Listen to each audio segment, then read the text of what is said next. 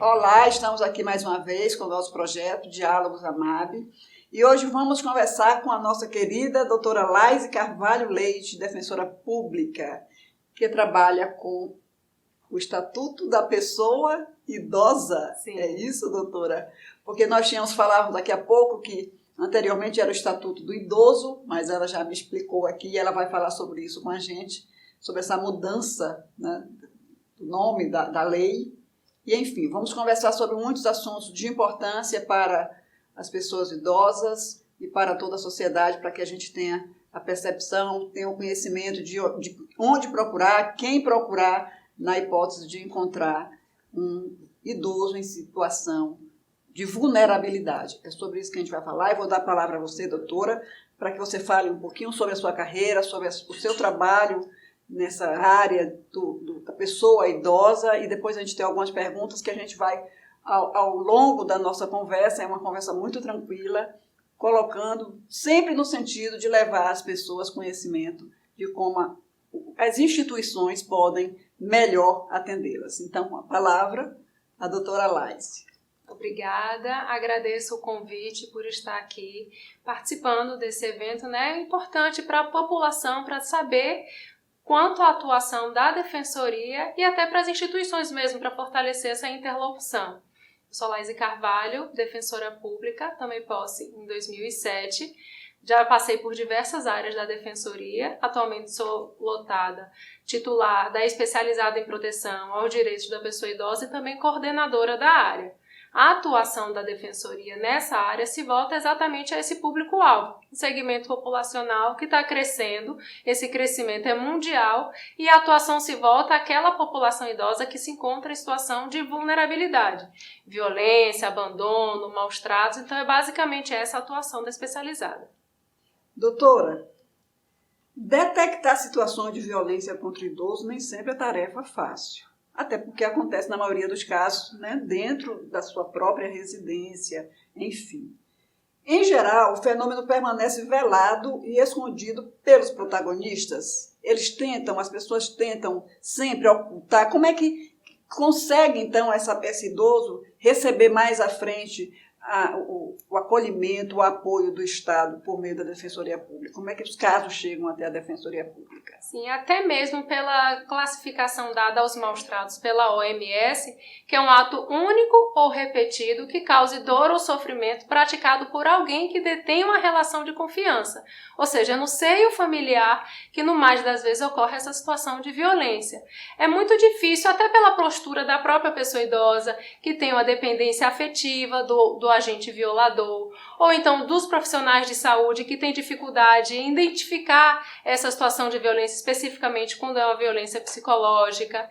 Então, nós contamos na Defensoria com a atuação de uma psicóloga e de um assistente social que fazem a visita domiciliar e podem perceber no seio o contexto familiar em que essa pessoa idosa se encontra inserida.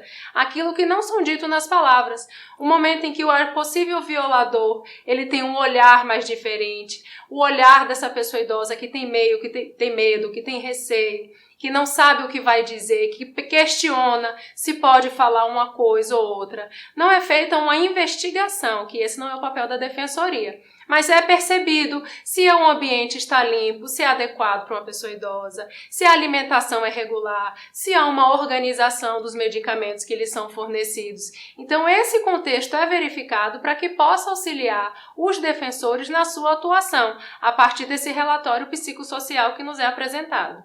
E como que essa notícia chega até a Defensoria? Já é uma questão de polícia, sim, já passou pela polícia, ou vocês já recebem um pedido de socorro, digamos assim, diretamente na Defensoria? Como é que chegam as informações desses maus-tratos, dessa violência sofrida? Ou a própria pessoa idosa, ou um familiar que se encontra incomodado com essa situação de violência, ou um terceiro que tomou conhecimento.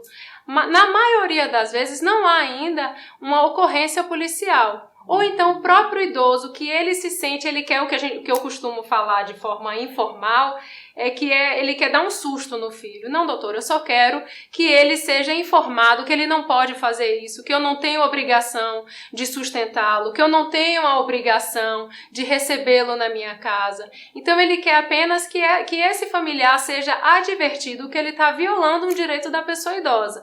Então é isso, a Defensoria acaba promovendo o fortalecimento de vínculos.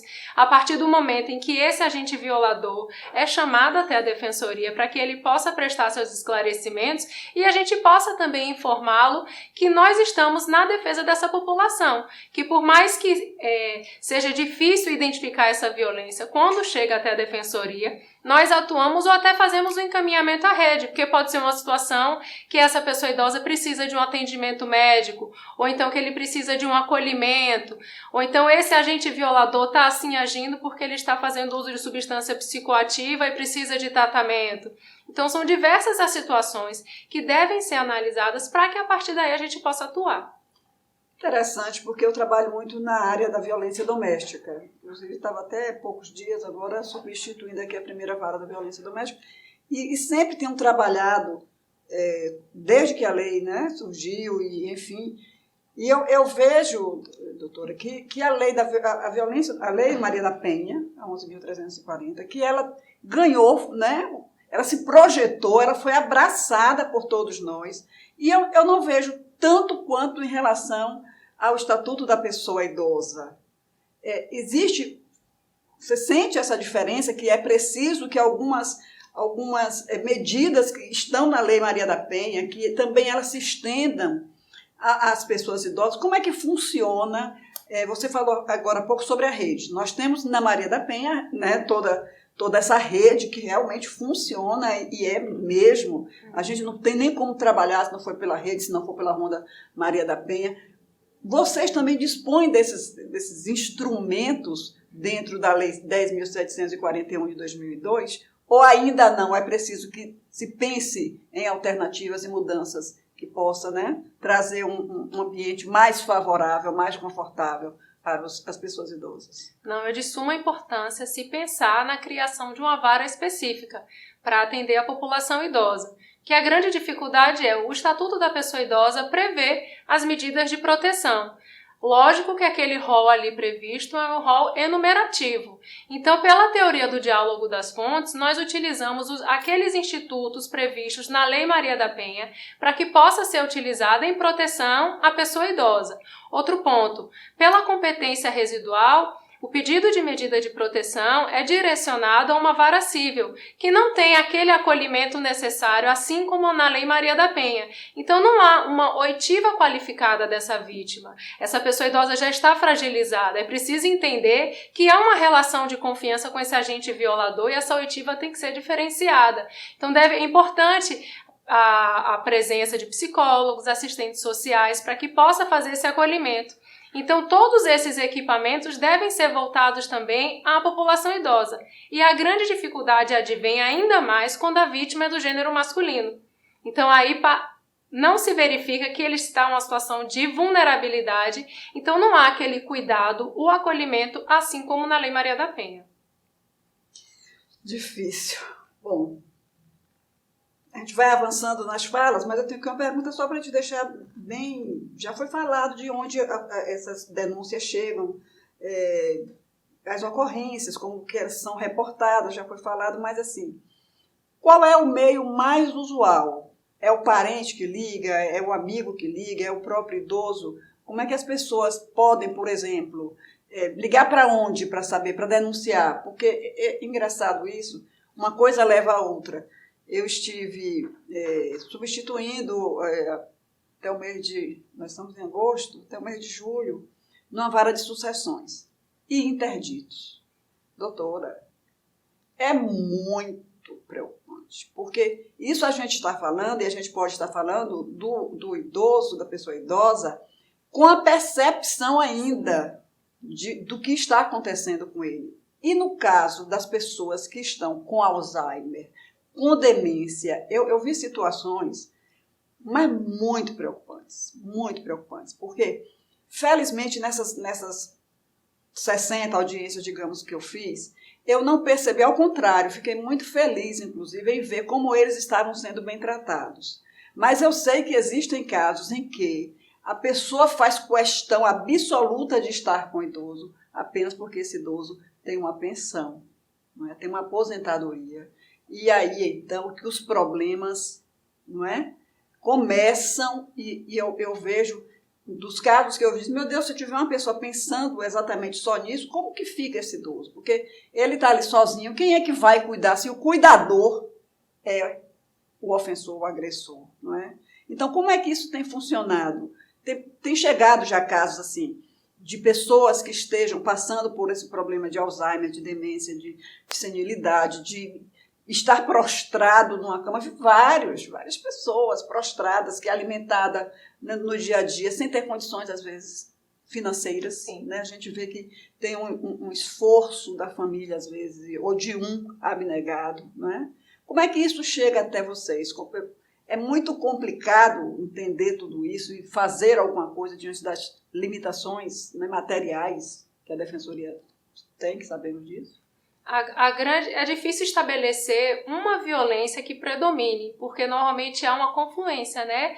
Há um acúmulo dos vários tipos de maus-trato. A violência psicológica está junto da negligência contra os cuidados, está junto também da negligência, da omissão ou negligência medicamentosa. Então são diversos os tipos, mas o que mais predomina é a violência patrimonial e a negligência quanto aos cuidados.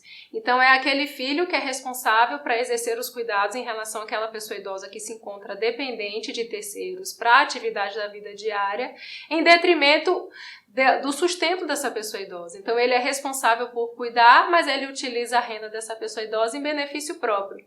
E aí, pelos conflitos que normalmente ocorrem intrafamiliar, então aquele filho não tem um bom relacionamento com seu irmão, aí não permite que ele visite o seu familiar idoso que está residindo na residência, então ele não tem como verificar que essa pessoa idosa dependente não está tendo os cuidados devidos. Ou então tem conhecimento, mas aí por questão de ausência mesmo, por não ter um vínculo fortalecido, não tem ciência dessa situação que a pessoa idosa está vivendo.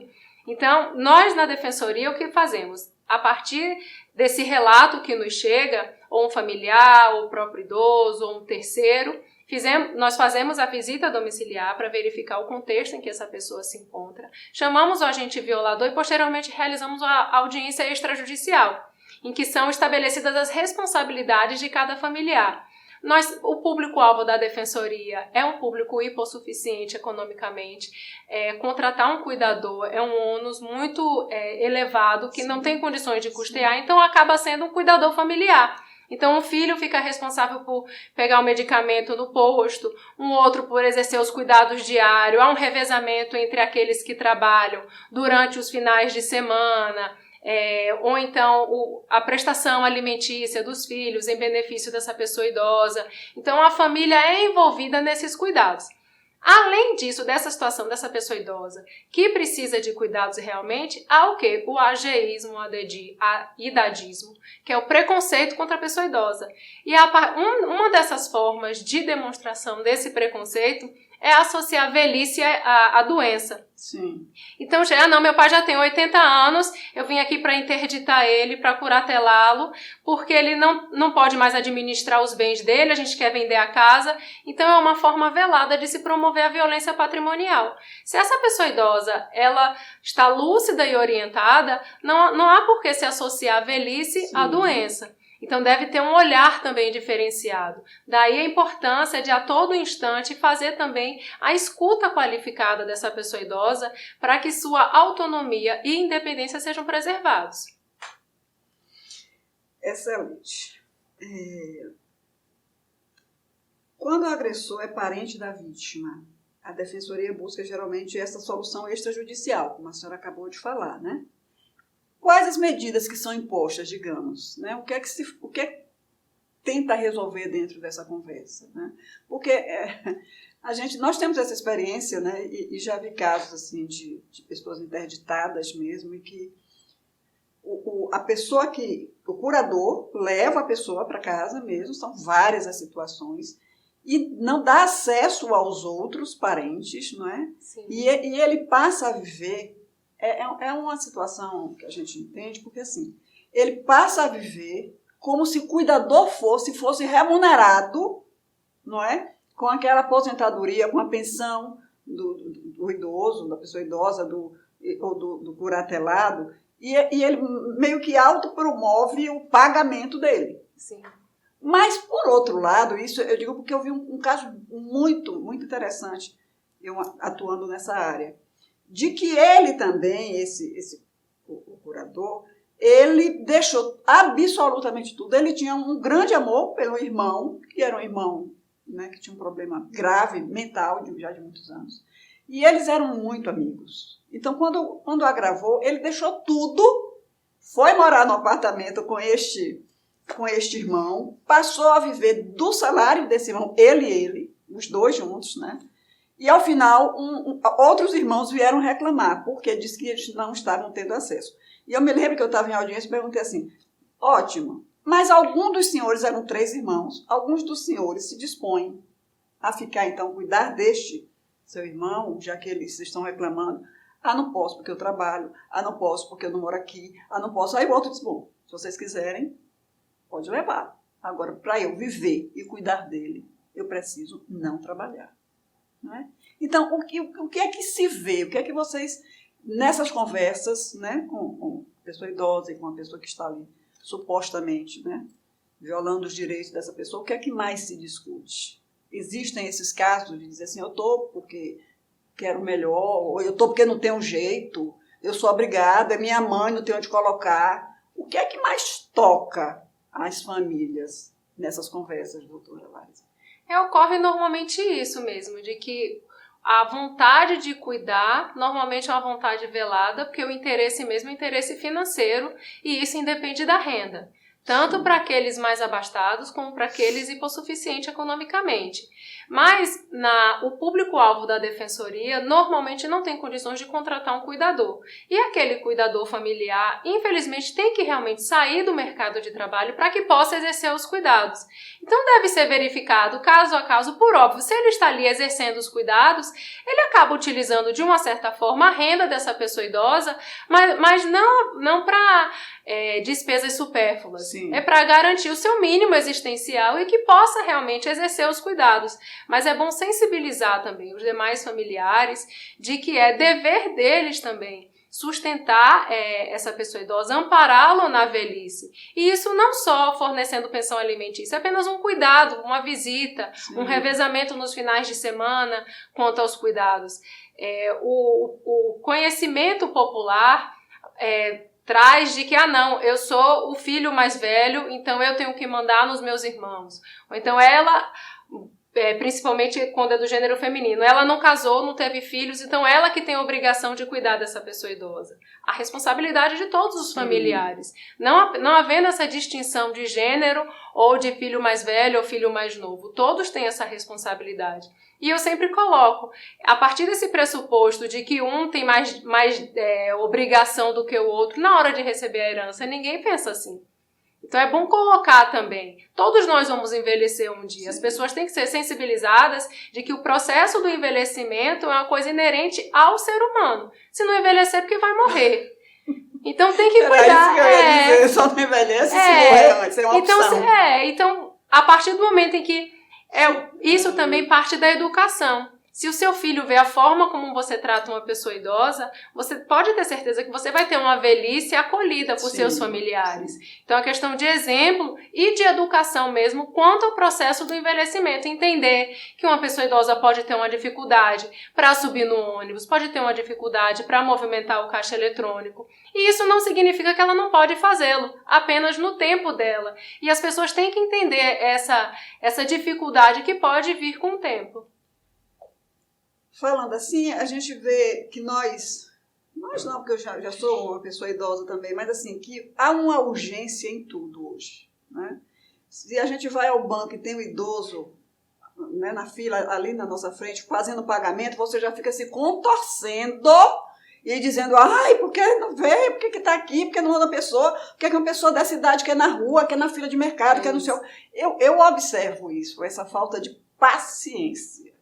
E eu digo isso que eu tenho uma mãe que tem 99 anos, super lúcida. pinta e borda, toma vinho, toma cerveja. Super! Agora mesmo está fora, viajando, curtindo os netos e os filhos na cidade do interior. Mas nem todos são assim, né? A gente vê já uma certa dificuldade mesmo, natural da idade. Sim. Porque hoje a gente vê pessoas com 80 anos, com 90 anos, indo para o supermercado, indo para o médico sozinho, porque não tem quem o acompanhe, né? Isso. E essa falta de paciência. Minha gente, todos nós vamos envelhecer, como disse a doutora Laísa. Se não envelhecermos, vamos morrer antes. Vamos ficar na primeira opção, que é a melhor, e cuidar dos nossos idosos para que eles, os nossos filhos, para que sirvamos de exemplo, né? Possam também cuidar da gente. Eu vou fazer só essa última pergunta aqui, minha querida. No âmbito coletivo, que tipo de articulação é realizada pela Defensoria em relação a políticas públicas voltadas aos direitos da pessoa idosa? Existe, assim, essa interlocução com o Judiciário, com o Ministério Público, com a Polícia Civil, com a Polícia Militar? Existe essa, por trás dessa situação toda, existe alguma coisa organizada onde a gente possa contribuir de forma a melhorar, né, os serviços prestados, não só pela Defensoria, como pelo próprio Judiciário. Fiquei muito impressionada com essa situação de você ter de recorrer a um juízo cível para ver uma situação, né, de medidas protetivas em relação ao idoso. É uma coisa que a gente pode pensar em criar um ambiente que seja favorável a uma especialização de uma vara especializada aqui no tribunal, pelo menos em Salvador, né? Como é que a gente pode fazer essa interlocução no sentido de melhorar e dar um atendimento mais digno a quem precisa? A Defensoria participa dos conselhos de direito, né? O Conselho Nacional, o Conselho Estadual enquanto conselheiro e o Conselho Municipal da Pessoa Idosa enquanto ouvinte. Porque lá é um órgão paritário, né? Formado por instituições representantes da sociedade civil e do poder público, onde são discutidas as políticas públicas. Para além disso, é feita uma interlocução com os diversos órgãos, a rede de apoio à população idosa, órgãos de saúde, órgãos sociais, principalmente da prefeitura, nas situações em que é necessário o acolhimento dessa pessoa idosa numa instituição de longa permanência para a pessoa idosa. A ILPI, o que a gente denominava anteriormente de abrigo, casalar. Sim. Então é uma situação muito importante, porque temos pessoas idosas sem vínculo familiar, ou então vítima de violência, que não tem realmente para onde ir e precisa de uma instituição. Nós só temos uma instituição pública e algumas conveniadas que não chega nem de longe a abarcar toda a demanda. É preciso pensar também em acolhimento diurno, em que a pessoa idosa é recebida nessas instituições, recebe o atendimento que precisa, então realiza atividades culturais e durante a noite retorna para seu lar, para que possa ser realmente fortalecido o vínculo familiar e ela receba os cuidados que precisa. Normalmente os familiares não têm condições de contratar um cuidador, então de ofertar o cuidado mais qualificado por conta da falta de conhecimento técnico. É preciso pensar também em qualificar o cuidador familiar, porque é uma realidade que ocorre. O familiar acaba desenvolvendo uma atividade que é própria do Estado. Sim. O Estado que deveria fornecer. É preciso pensar em políticas públicas para a pessoa idosa de forma preventiva. Não podemos pensar em política de pessoa idosa apenas no assistencialismo, no fornecimento de BPC ou de aposentadoria, ou então o máximo que se chega é em modificar o percentual de desconto para realizar o empréstimo consignado. É preciso que essa pessoa idosa tenha uma velhice digna. A população idosa está crescendo, mas a família, o Estado, a comunidade tem que estar preparado para poder receber esse segmento populacional. Só para concluir, mas assim, nós devemos pensar, diante dessa falta mesmo de toda essa estrutura, no estresse da pessoa que cuida, né, de sua mãe, de seu pai, enfim, de seu tio. Que eu vejo alguns casos mesmo de pessoas que não tiveram filhos e que são cuidados por irmãos ou por sobrinhos e etc. É muito estressante, porque você vê ali a pessoa definhando, às vezes você vai, né, ver sua mãe ali usando uma sonda para se alimentar, enfim. E a convivência num ambiente desse adoece. Então, essas pessoas devem mesmo também serem tratadas, serem cuidadas. Não é? Porque não é fácil você conviver com uma doença terminal, digamos. Tem casos, alguns casos, e muitos casos, na nas sucessões e vários de interditos e sucessões, que esses possíveis curatelados morreram no curso. Sim. Não é? E aí morrem, o processo extinguiu, é menos um, sim, mas o que está por trás de tudo isso? Não é? A gente tem de ter esse olhar. Eu não consigo mais lidar com isso, porque são tantos os problemas. Eu disse, gente, eu não tenho mais condição de continuar nessa vara, porque você vai querer sempre fazer alguma coisa e a gente sente as amarras, né? Mas, de qualquer sorte, eu fico muito assim, feliz em ver de como as coisas funcionam. E dentro das dificuldades está funcionando bem. Sim. Não é? Doutora, para a gente terminar, qual é o telefone que podemos utilizar, ligar para pedir um socorro, para denunciar, para fazer, né, o contato inicialmente com quem é que vai atender esse telefone, como é que vai chegar essa informação até vocês?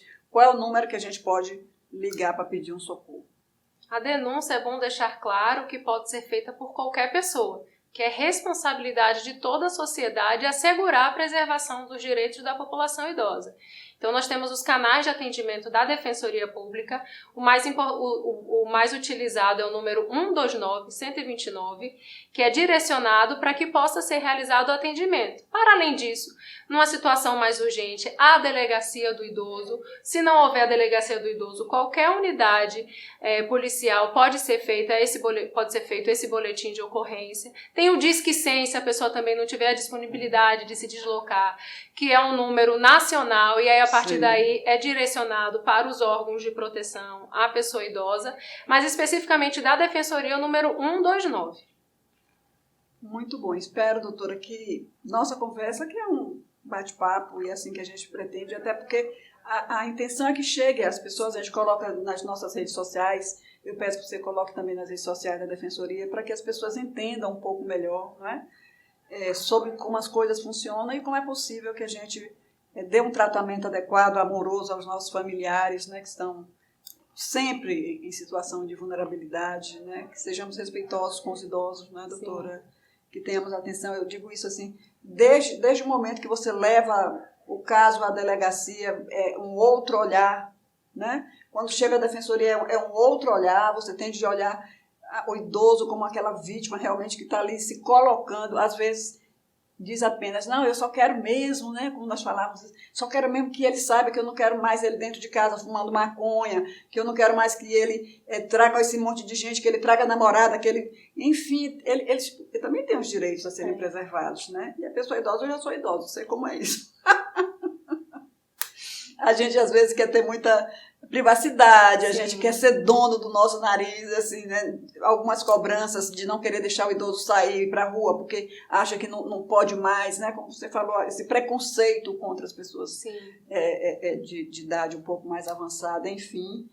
Mas muito obrigada, foi uma fala fantástica, eu tenho certeza que a gente pode construir laços, né?